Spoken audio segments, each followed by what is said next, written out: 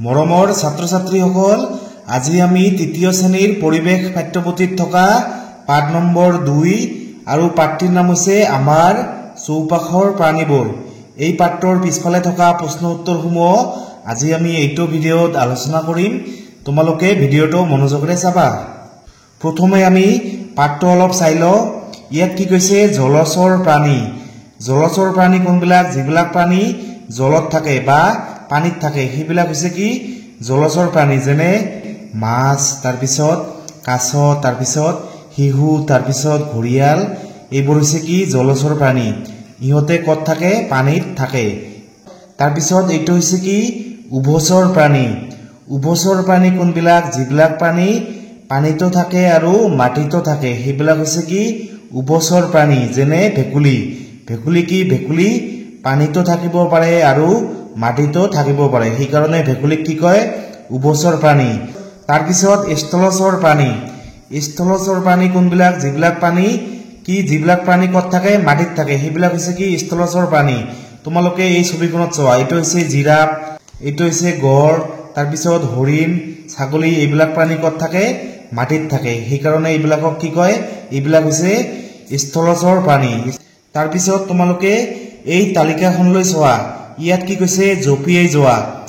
ইয়াত কি লিখিছো মই? ভেকুলী। ভেকুলী কেনেকৈ যায়? জঁপিয়াই। তাৰপিছত উৰি যোৱা।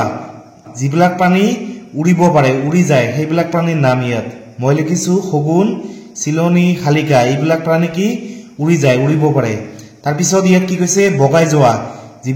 যিবিলাক প্ৰাণী কি বগাই যায়, চুচুৰি যায়, যেনেকুৱা সাপ, ঘৰিয়াল, কেঁচু। এইবিলাক কি বগাই যায় বা চুচুৰি যায়। তোমালোকে ইয়াত নিজে চিন্তা কৰি আৰু লিখিবা। তলৰ কোনবিলাক ঘৰচীয়া প্ৰাণীৰ পৰা আমি কি খাদ্য পাওঁ? ইয়াত কি আছে? গৰু, ম'হ। গৰু ম'হৰ পৰা আমি কি পাওঁ? গাখীৰ পাওঁ। তাৰপিছত হাঁহ, কুকুৰা।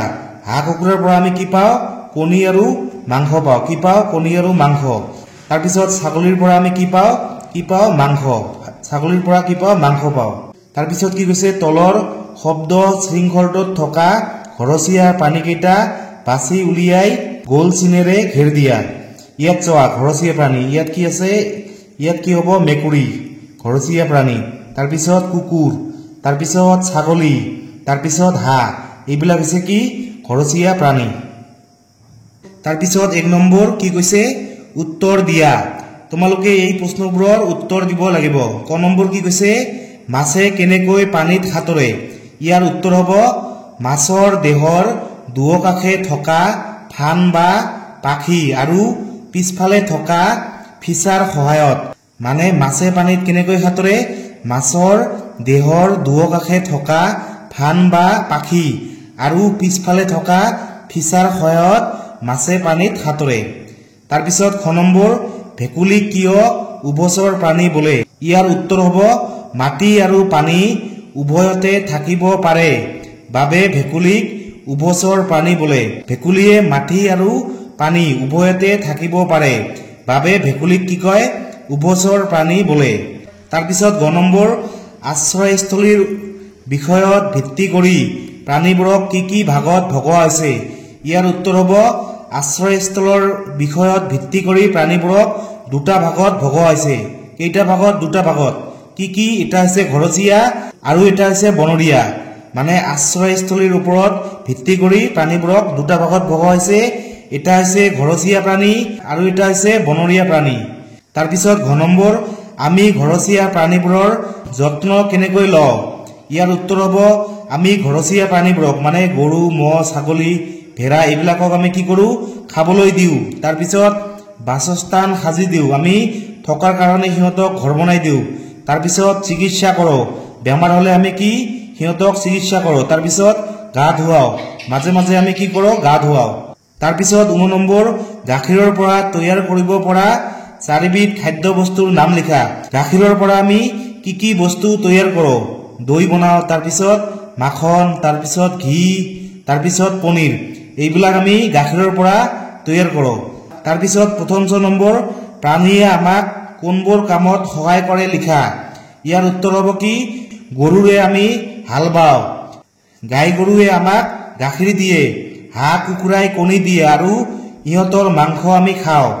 এনেকৈ লিখিবা তাৰপিছত 2 নম্বৰ এটা শব্দত উত্তৰ দিয়া ক নম্বৰ কি কৈছে পানীত সাঁতুৰিব পৰা চৰাই এটাৰ নাম এটোৰ উত্তৰ কি হ'ব পেঙ্গুইন পেঙ্গুইন চৰাই কি কৰে পানীত সাঁতুৰিব পাৰে তাৰপিছত খ নম্বৰ আটাইতকৈ সৰু চৰাইবিধৰ নাম আটাইতকৈ সৰু চৰাইবিধৰ নাম হৈছে কি হামিং বাৰ্ড কি হামিং বাৰ্ড তাৰপিছত গ নম্বৰ মাটি আৰু পানী উভয়তে থাকিব পৰা প্ৰাণীবিধৰ নাম মাটি আৰু পানী উভয়তে থাকিব পৰা প্ৰাণীবিধৰ নাম হৈছে কি ভেকুলী তাৰপিছত ঘ নম্বৰ দেহত থকা ফুলেৰে উশাহ নিশাহ লোৱা প্ৰাণী এবিধ হল মাছ মাছ কি কৰে মাছৰ দেহত থকা ফুলেৰে কি কৰে উশাহ নিশাহ লয় তাৰপিছত 9 নম্বৰ ৰাতি মানুহৰ ঘৰত পহৰা দিয়া প্ৰাণী এবিধৰ নাম এটো হৈছে কি কুকুৰ কুকুৰে আমাৰ ঘৰত কি কৰে পহৰা দিয়ে তাৰপিছত প্ৰথম 6 নম্বৰ দেউকাৰ সহায়ত পানীত সাঁতোৰা